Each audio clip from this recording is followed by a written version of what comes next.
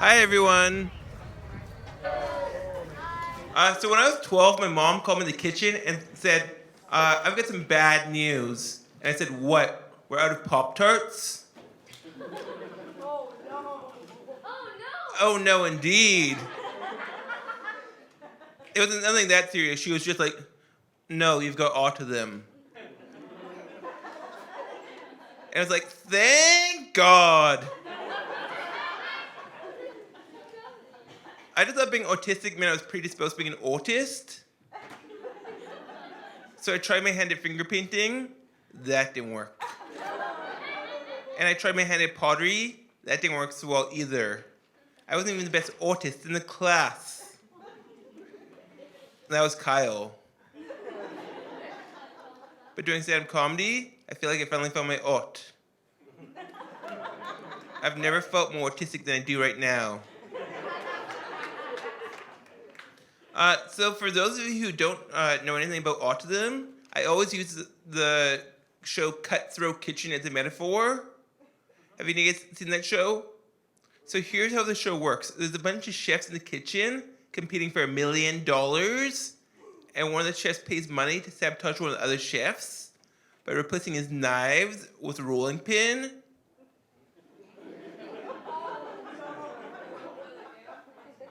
And I was like, wow, that's a perfect metaphor for autism.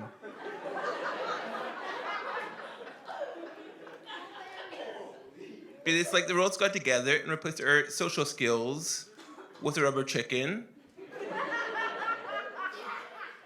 And replaced our hand-eye coordination with a rubber chicken.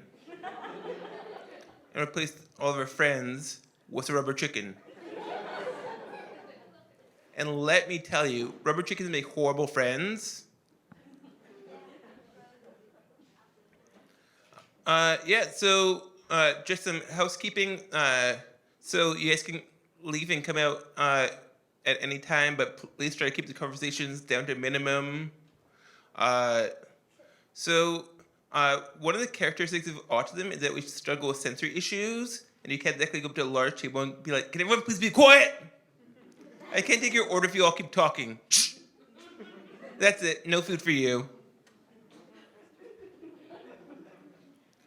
Another characteristic that's common among autistic people is that we have a hard time reading and showing emotions.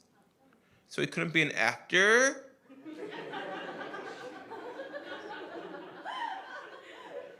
This is what it would look like. Begin scene. Guess what? What? You just won the lottery. Wow.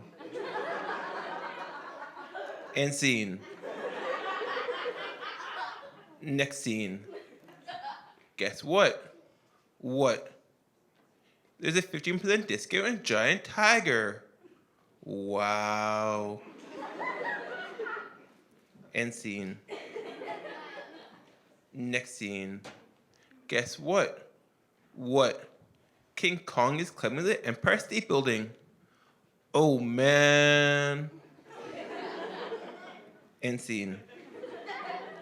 There are some jobs that would be great at, however, like air traffic control, because I'm still monotone. No one can ever tell when I'm freaking out.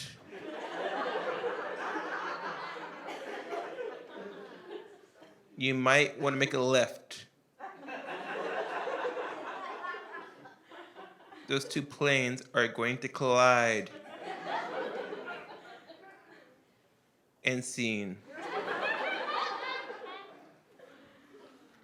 Another characteristic that's common among autistic people is that we tend to have no filter, which means that we tend to say inappropriate things at the wrong time, like the truth.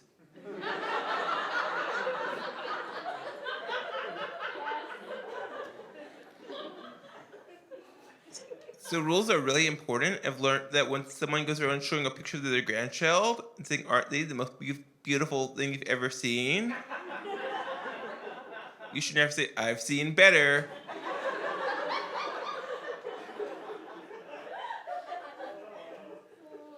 Another common characteristic among autistic people is that we tend to be super literal.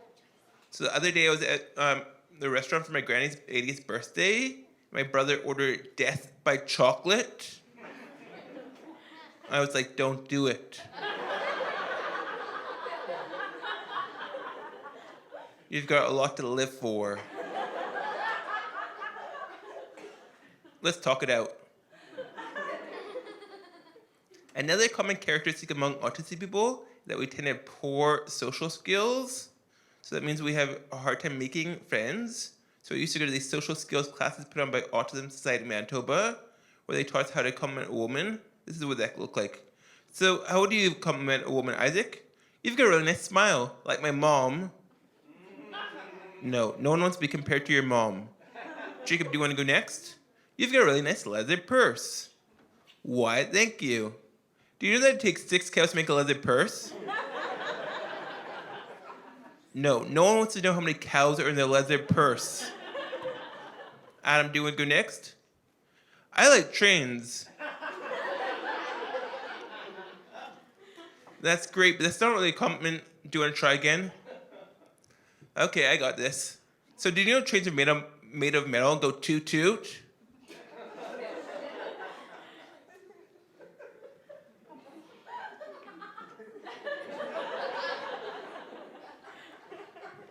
We also learned what not to say on our first date. Like, your sister's really cool. Is she single?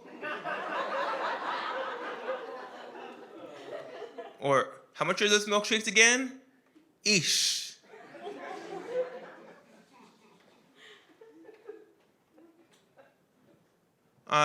We also did some role playing. Like, here we go. I'm wearing my orc's helm with plus 50 dexterity and my mag's robes. So it turns out you should never discuss your mag's robes or your orc's helm in a church basement.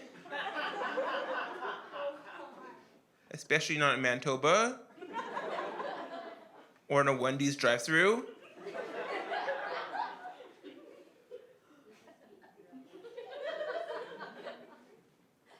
Another common characteristic among autistic people is that we have a hard time making eye contact.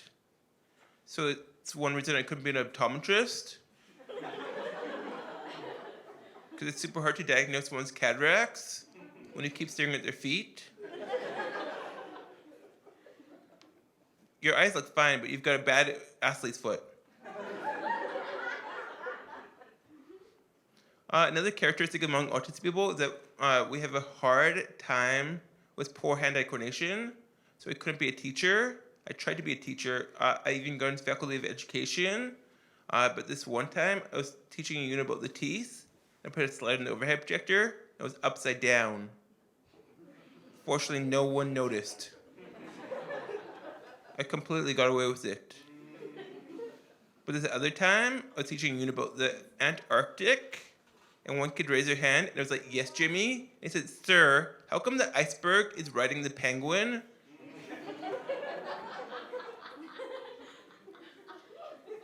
And I explained it in my country, icebergs ride penguins.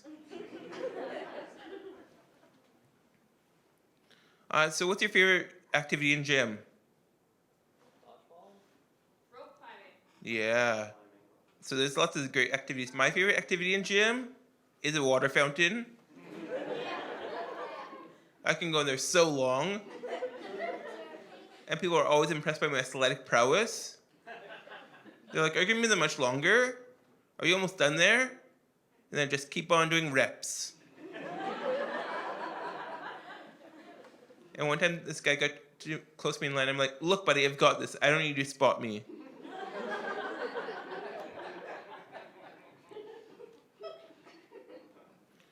So I recently moved out. So I recently moved out on my own. The realtor was showing me places. In the first place, it was like, no. Then she showed me another place, and I was like, no. And then she showed me a third place, and I was like, this place is perfect. And she said, yeah, but it's got one slight problem. I said, what? I'm going to have roommates? She was like, no, it's haunted. And I was like, thank God. Because ghosts make the best roommates. Yes. For one thing, they don't try to make eye contact with you. And they don't try to make small talk with you. There are some problems, however. Like, my ghost roommate is always leaving the door of the bathroom open.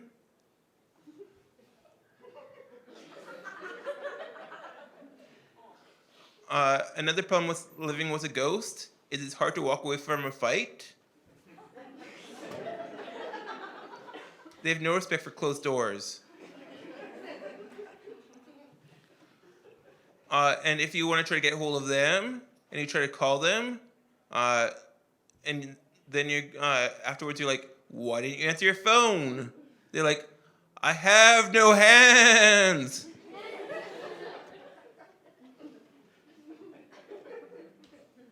Ghosts are tricky like that. Yeah, tricky. It's a tricky word. With no further ado, I'm going to bring the first comedian up. This first comedian is new, but they've been crushing it all over the scene. Here's Willow Rosenberg.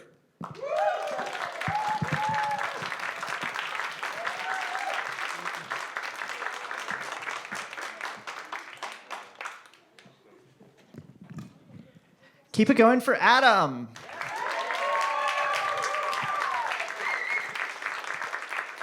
I am so excited to be on this all-autistic lineup with some of my favorite neurospicy people in the world. And I'm not just talking about myself. I've actually been only able to get diagnosis, treatment, explanation for how my brain works, and let's be honest, doesn't often, in the last couple years as an adult. Yeah, it kind of came as a gift with purchase with my new gender when I picked that up back home in the UK. I know, you can tell by the accent. Yeah, they gave me instructions on how to get my gender packet when I showed up to immigration. The customs officer was looking very concerned in that British way that could mean anything from, I left my tea in the break room, to, what if Manchester United is overrated? Which, trust me, if they're a Man U fan, that's life or death.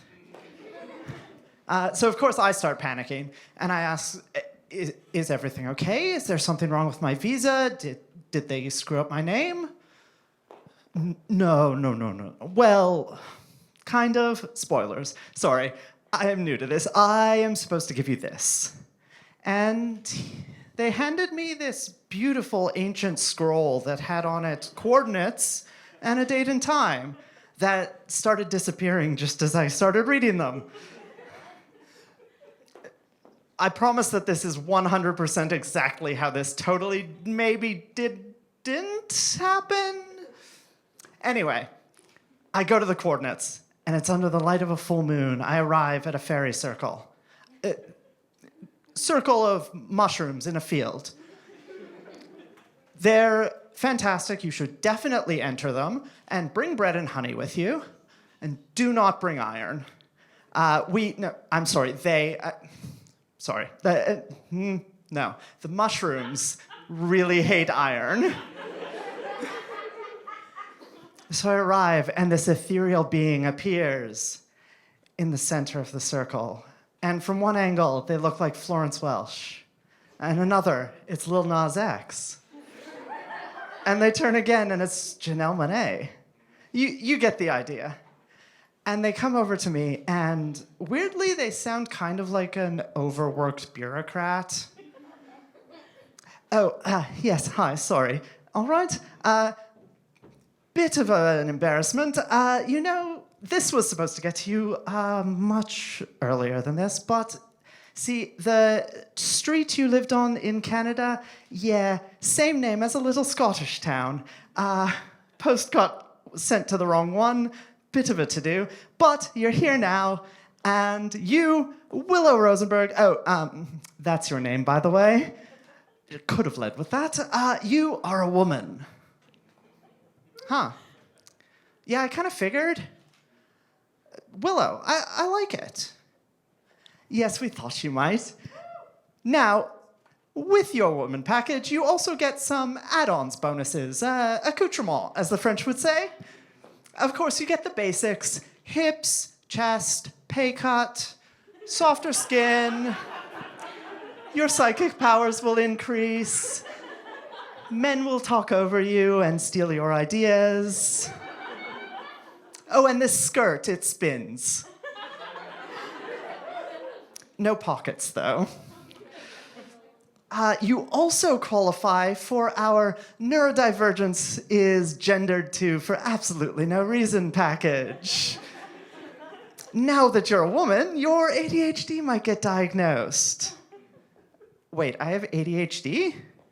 Sure do. The girl kind, which is underdiagnosed, under-researched, and usually dismissed because you're not a problem child.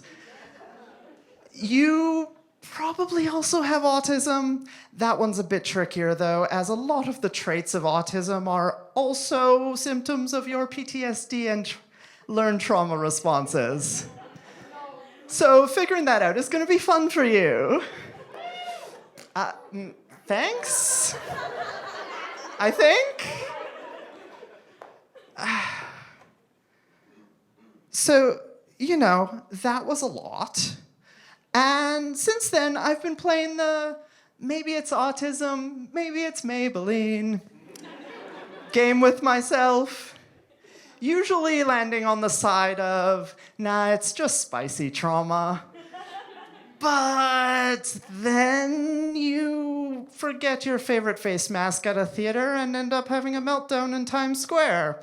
And start thinking, well, all of my friends are autistic, and that's usually a pretty good sign. And TikTok definitely thinks I'm autistic. And it's been right about everything else. On the plus side, it was New York City, so no one really batted an eye at the soft butch punk lesbian crying her eyes out and stimming against the side of a building. And at least I got my favorite cat mask back. Anyway, that's my time. Thank you so much. You've been wonderful.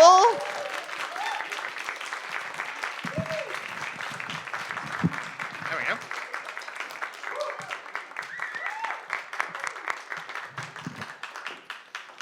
Wasn't that a spicy treat? So as an autistic person, I really like spicy food. I like my spices near my food, but not actually touching.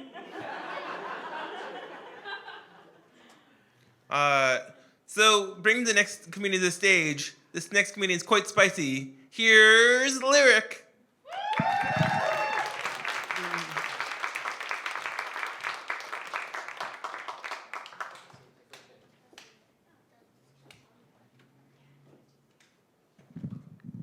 Thank you so much, Adam. I think spicy is a great way to be described. My name is Lyric Avra. My pronouns are they, them.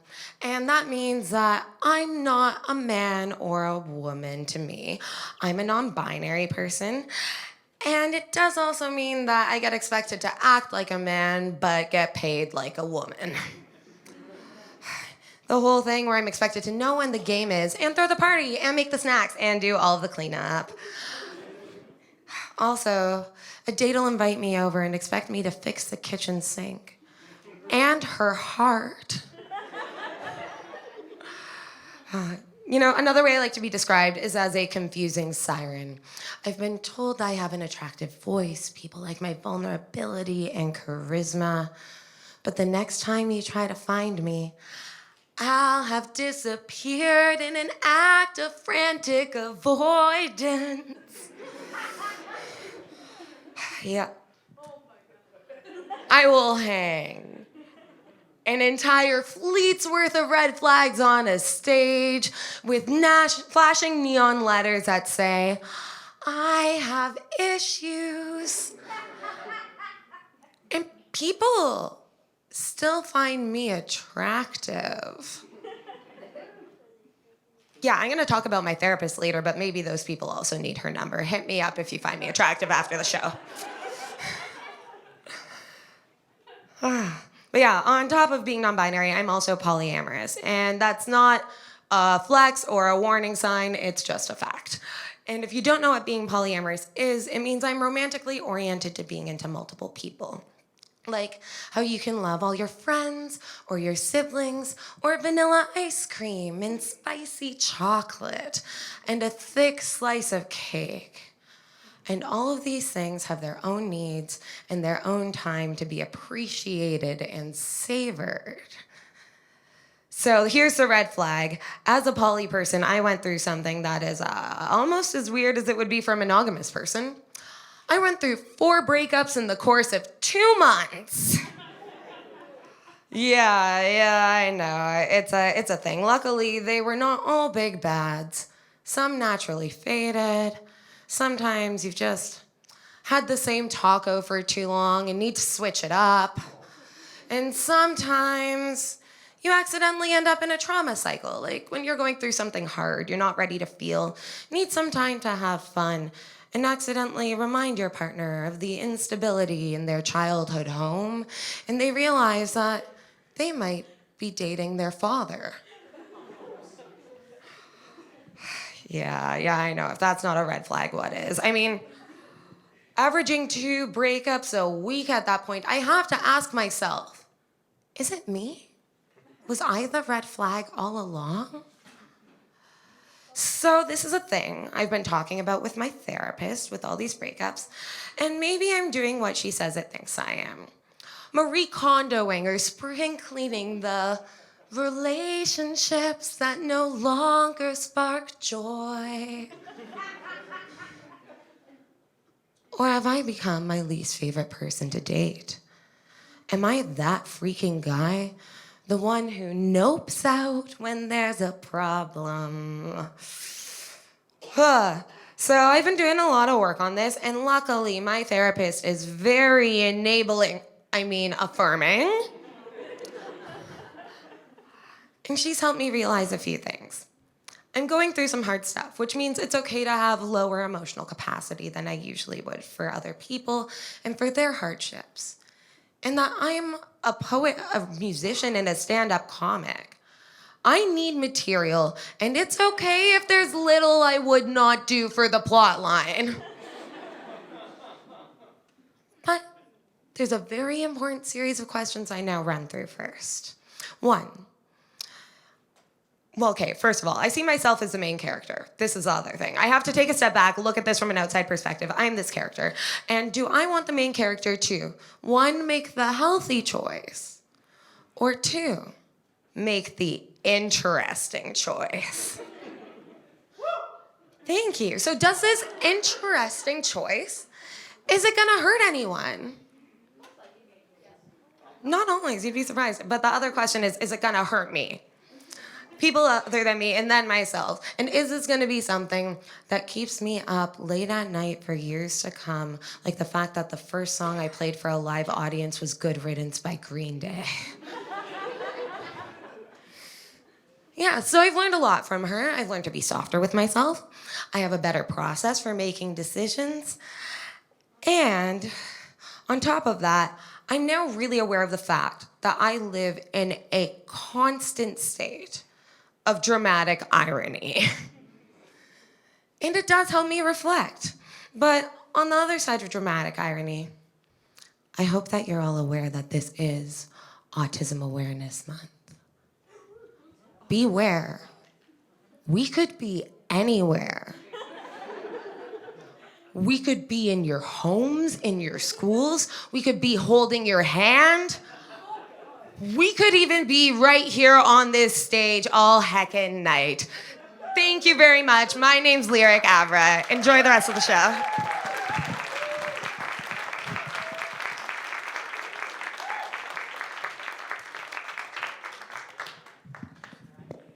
I like stories.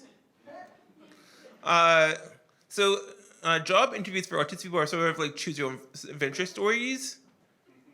In that no matter what passes you down, you die. Boo. Yeah. So the next comedian is a lot, they're going to be fun and lovable tonight because it's a family-friendly show. On May 6th, they'll be dark and dirty on this very stage. Here's Sarah Jane Martin.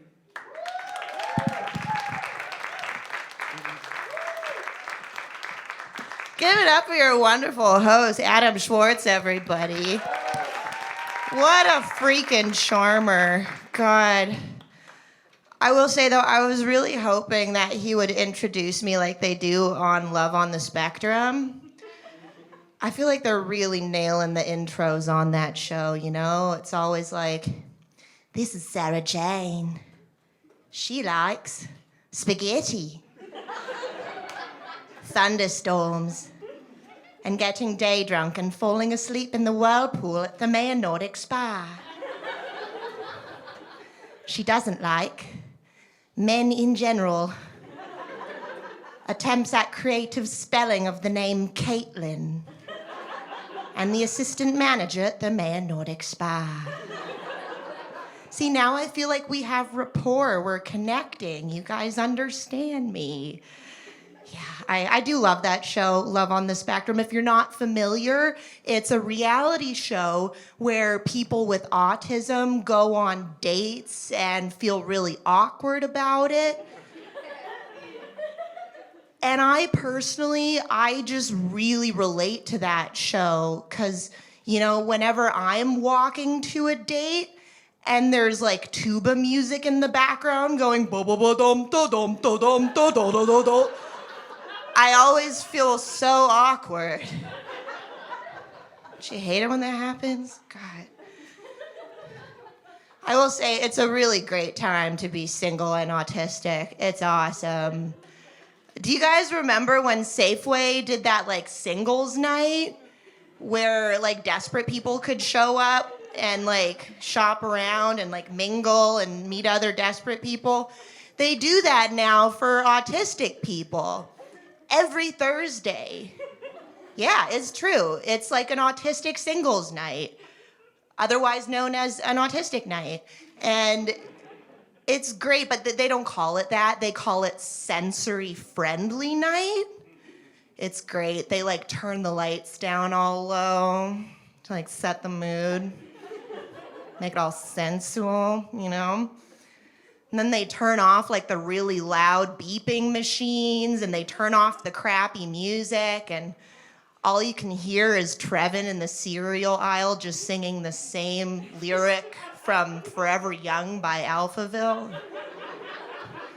Let's dance in style, let's dance for a while. Let's dance in style, let's dance for a while. And like eventually someone says yes. Trevin's got mad game. He's been cleaning up at singles night, honestly. It's sweet. I'm so glad there's something like that for us, because I don't know how I would meet people otherwise. Like, it's not like I'm gonna make eyes with someone from across the room. I can't make eyes. In what world would I ever make eyes? I'll make out before I make eyes. There's a lot of things I'll do before I make eyes. I'm saving myself. I'll make eyes with you at our divorce. I'm taking the cat. That's it. That's the only time. One of the kind of lesser known things about autism is like we might not be able to read social cues, but I can tell when something is just not a big deal. We just don't have to care. Like you normies, you like to just make a big fuss about the silliest things. Like, take for example, City Council unanimously voted to change the name of a racist street to something that's not racist. Seems pretty reasonable, right? Apparently not. No, God, it's too hard to learn the new name. Abinaji Mikana. Like, yeah, we live in a place called Winnipeg, Manitoba.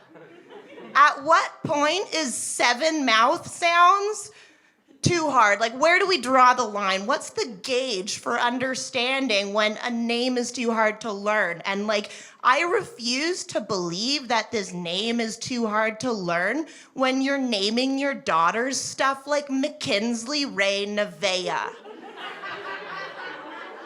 Okay, like at least with a Binaji Mikana, all the letters in the name serve a purpose. Like they're all supposed to be there. McKinsley Ray Nevaeh cannot say the same. I would like city council to vote unanimously on changing the names of all the babies with more than one silent letter. Gah. I've been wondering a lot lately. I keep thinking about cancel culture. Everyone's so worried about cancel culture. I think it's hilarious. I mean, men have been murdering women at disproportionate rates since the beginning of time. Suddenly we just stopped inviting them to our parties and now the feminists have gone too far. I kind of wonder though, like, what is the age of eligibility for cancellation? Like how young of a person can we reasonably cancel, you know? Like you could cancel a 17-year-old, no problem. Tons of crappy 17-year-olds out there. I don't think you could cancel a 5-year-old. You can cancel a baby unless you live in Texas. It gets a little hairy. Yeah. Yeah. Who here has eczema? Show of hands. Cool, my people. Count of 3. Let's all yell out where in our bodies we have eczema. 1, 2, 3. The nipples and armpits. You guys didn't yell loud enough. Dang it. Any dog people in the audience? We got any dog people here? Ugh. You people make me sick. I don't understand you. Don't get me wrong, okay? Dogs are fine. They're fine. They're as fine as something that eats its own poop and then kisses you without consent can reasonably be, okay? They're fine. It's dog people I have a problem with, okay? This is my fur daughter, Jessica Rose. She's the cock-a-doodle-doo. Beautiful breed. Yeah. She's quarter Cocker Spaniel, quarter Doberman, quarter Poodle, and a quarter Silky Chicken. Yeah, she's great. She costs $3,000. That doesn't include all the surgeries, but she was worth every penny. Yeah, she's just got this little thing where her organs don't all like fit into her rib cage. So once in a while, we just gotta like get in there, shuffle things around, zip her back up, and she's good to go for like 6 more months. Yeah, she's great with kids. Yeah, she doesn't bark at all. It's more like a wheeze. Yeah, whistle tones.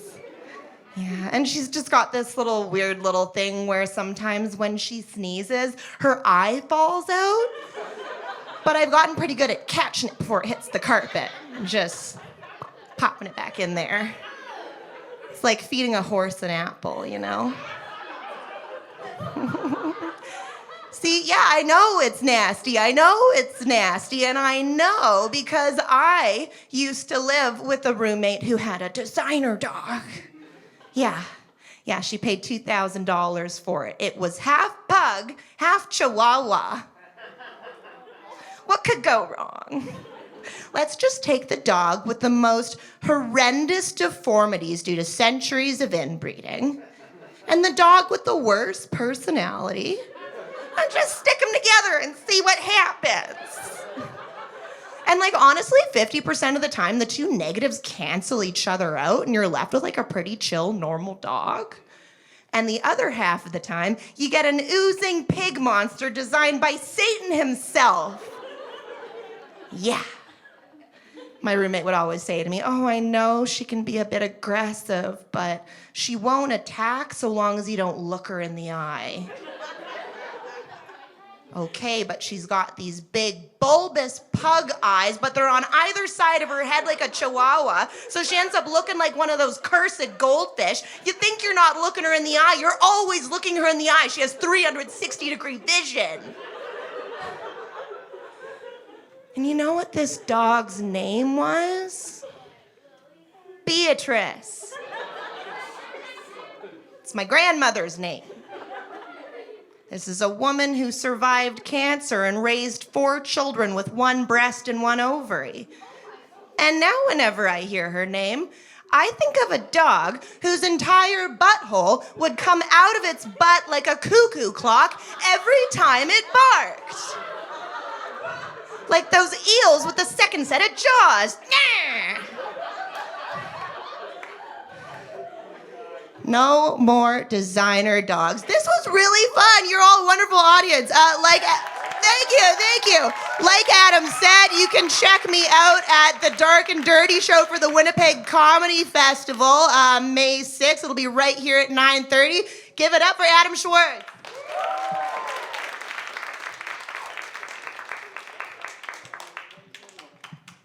Hi everyone. So having fun? Yeah! Woo! So this next comic coming to stage is a co-producer of Neurohilarity. He's an all-around good guy, and he's gonna be at Yuck Yucks for the Winnipeg Comedy Festival. Here's Skoke!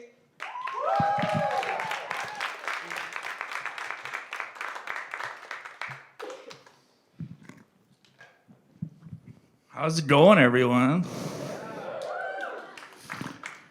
I'd say I'm doing good, but you can see it. You're welcome for how I'm looking tonight. I'm looking good, but I went way too far preparing for this show. I was not ready for a leather jacket. I was not ready for the power or the prestige. But screw it. Yesterday I was a boy. Today I'm a rebel. When I was driving my hog down the street this morning, my Kia Rio, I was running all 4 cylinders of it because I don't pay for the man's gas. Flames on the side of it, they're not painted on. I'm just a bad car owner. Rebel. Stopped for a snack at the 7-Eleven. Badge said 2-bite brownies. Not if you deep throat them. I don't follow instructions. And I'm no longer allowed at that 7-Eleven. Rebel. Stopped for lunch. Lady came over, asked me what I want. I'm like, turkey sandwich. Toots. Came back a few minutes later, brought me my sandwich. I was like, thanks, Mom. I love you. I'm a rebel. But if I'm being honest, I was a rebel before I put on pants this morning. I had cookie crisp for breakfast. Cookies for a meal? What would my parents think? I don't care. I'm a rebel. That's why I had them for lunch and dinner, too. Cut up the roof of my mouth something fierce. But that's the price you pay for freedom. Rebel. That's a really long way of saying I'm autistic. Like, I'm super autistic. And I didn't get diagnosed with autism as a child, you know, those healthy learning steps and correct growing. No, I got diagnosed with autism as an adult. I had to learn my autism on the street. And that is to say, incredibly wrong. So when I first started comedy, I was always super self-conscious of doing any sort of autistic jokes when I got on stage. But then one day I thought to myself, black comedians make black jokes, and ginger comedians make ginger jokes. So now when I get on stage, I make tons of black and ginger jokes. Like, I know this outfit looks good, but it looks crazy, man. I look like Morpheus in like a rip-off version of The Matrix called The Spectrum. I'm gonna show you a world of textures, Neo. You're not going to like any of them. Oh, I just graduated university this year with my 2nd degree. Oh, thank you. Yeah, a little delayed on that one. Don't worry. But when I started university this time, I had a choice. I could either go to university here or I could study abroad. I chose to study abroad. Her name was Susan. I went quite hard on my studies. Ooh, that might have been younger audience. Okay. You know, you're probably wondering what kind of autism I have. Do I have the Asperger's? Do I have the thing with textures? All that. But autism is a spectrum, and you're probably wondering, where on the spectrum is this guy? I'll tell you where I am. I'm on the sexy end of that spectrum. And as a sexy autistic boy, I feel it's my responsibility to answer all of the sexy autistic questions. So I put it in my dating profile, like, example, question 1, hey Scott, if we were dating, could I buy you clothes? I wouldn't. I got a problem with textures. Hey Scott, if we were dating, do you like to go for walks on the beach? Not really. I'm more than a little afraid of birds. Hey, Scott, if we were dating, do you like to go eat at restaurants? I sure as shootin' do, baby. And if I make this sound for more than 30 seconds, anything off the kids' menu is free. I'm no good unless I have my dino chicken nuggets. Oh, I gotta say lately, grocery prices are freaking crazy. I mean, I'm starting to watch like videos on the internet on how to budget. What is that? I mean, and some of these videos are crazy. Like today, I watched a video that these 2 girls had to eat for 1 cup. Not quite a budgeting video, but let's just say it caught my interest. And I never, ever make it out of the grocery store in, like, when I even say I'm going there for a fast trip, I never make it in less than 30 minutes, because every time I find myself in the juice aisle just going like this. What? Why? Do you more than 40% of the juice aisle is cranberry juice? I've never eaten a cranberry. I've never seen a cranberry, yet it is the leading force of the juice aisle. And it's not just cranberry. It's starting to board on to other fruits. There's cran apple, cran grape, and cranberry knew that mango was a superior fruit. So it just, the cranberry mango one is just crango. I don't know what it means, but I want to name my first child that. And I was sitting there, and I think today I finally cracked it, because I was sitting there, and you know those old Ocean Spray commercials from the 90s of the farmers standing there in the water going, yeah, we grow cranberries right down here. I'm like, oh, shoot, right down here. Why is that so familiar? And then it hit me, I'm like, oh, God, Pet Cemetery. If they're growing cranberries right down here, then the Pet Cemetery is right down that road there. Shit, I'll drink some cranberry juice if it keeps my animals from coming back to kill me in the night.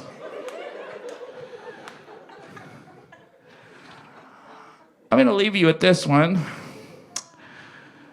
As an autistic person in movies, there's always 2 roles. You're either in the way, doing this somewhere, or you're the solution to the problem at hand. And if it's a math problem, well, you're SOL, because 2 minus 1 equals negative fun, and Scotty don't play that.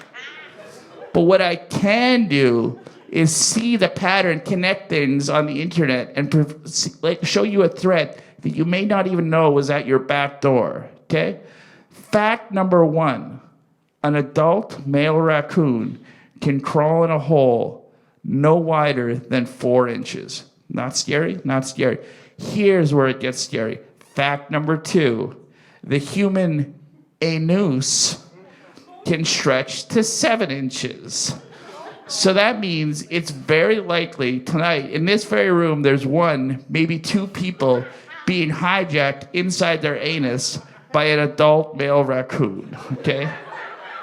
And it gets even more worrisome, because even more worrisome than that adult male raccoon hijacking someone from inside their anus has thumbs. So, ew. And even more worrisome than that adult male raccoon hijacking someone from inside their anus has little gross nails that look like sunflower seeds at the end of it. And he's probably doing this, hey, buddy, hey, buddy. Now, even more worrisome than that adult male anal hijacking raccoon doing, hey, buddy, he's probably holding a knife.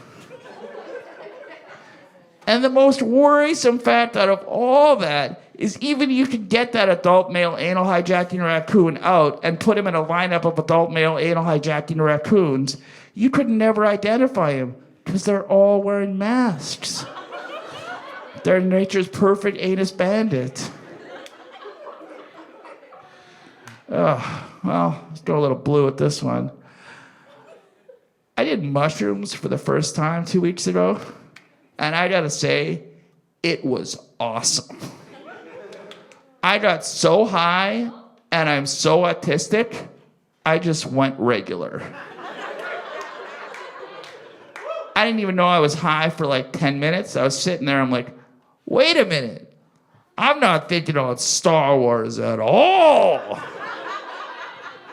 I started slapping my friend in the chest. I'm like, dude, I finally understand khakis. There's so many pockets, limitless potential. And then I didn't think it'd get any better, but then boom, I started getting over my own ego. And I was sitting there and I'm like, you know what? Screw it. I am gonna start wearing overalls. I don't care how they make my nipples feel. I like knowing where my pants are. We're good. And even the come down was great because I realized I wasn't high anymore when I caught myself thinking like, you know what? X-Wings are super cool. Well, I think that's it for me tonight. You guys were okay, but I was awesome. Okay. Okay, give yourselves a hand. And you're in for a real treat. The guy coming up, Michael McCreary, awesome. Anyways, thank you. Where's Adam?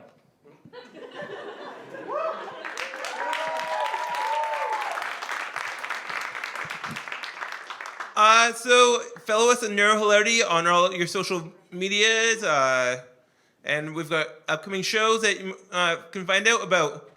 And that's been our show. Hope everyone had a great night.